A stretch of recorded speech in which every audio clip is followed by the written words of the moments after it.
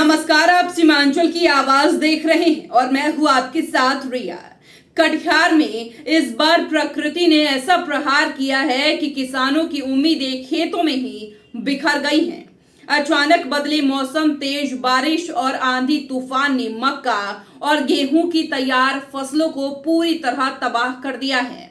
कटिहार जिले के दलनपुरा पंचायत की स्थिति सबसे ज्यादा चिंताजनक बताई जा रही है।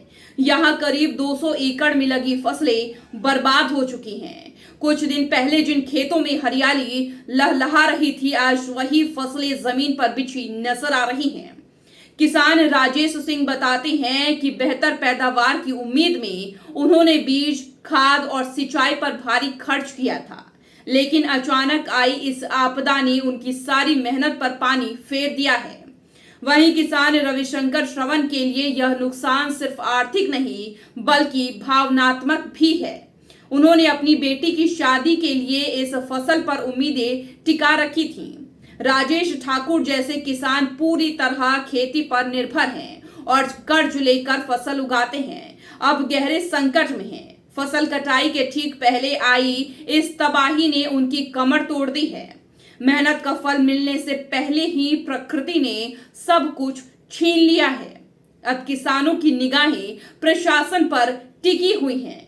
वे मुआवजे और राहत की मांग कर रहे हैं। उनका कहना है कि जल्द अगर मदद नहीं मिली तो उनके सामने रोजी रोटी का भारी संकट खड़ा हो जाएगा। बेमौसम बारिश से अभी जितना भी मक्का का किसान है सभी रो रहा है, और रात में आंधी, पानी और छोटा पत्थर भी गिरा है बोला, उससे मक्का में बहुत ज़्यादा नुकसान हुआ है। सभी किसान बर्बाद है और नवंबर और दिसंबर प्लांट जो था वो सब खत्म हो चुका है। 200 एकड़ में, इस पंचायत के 200 एकड़ में नुकसान हुआ। मक्का का ज़्यादा नुकसान है और गेहूं भी जो थोड़ा पछात था उसको नुकसान हुआ है। जो आगात था, आगात कटने वाला, उसको नुकसान नहीं हुआ। सरकार इस पर अनुदान दे और जितना भी किसान खेती किया है मक्का का खेती, उसमें अधिकांश किसान कर्ज लेके किया है, सब कर्ज में डूबा हुआ है और सब बर्बाद हो जाएगा। इसलिए सरकार जो जितना अनुदान होना चाहिए, मिलना चाहिए, उस हिसाब से सबको अनुदान। बहुत भारी तबाही आई है ये रात में, जो बारिश और हल्का ओला पड़ा है,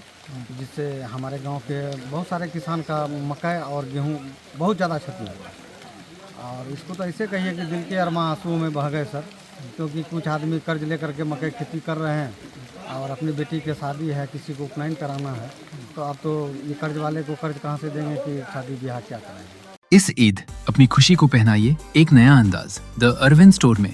premium fabrics, stylish kurta, shirts और फेस्टिव कलेक्शंस।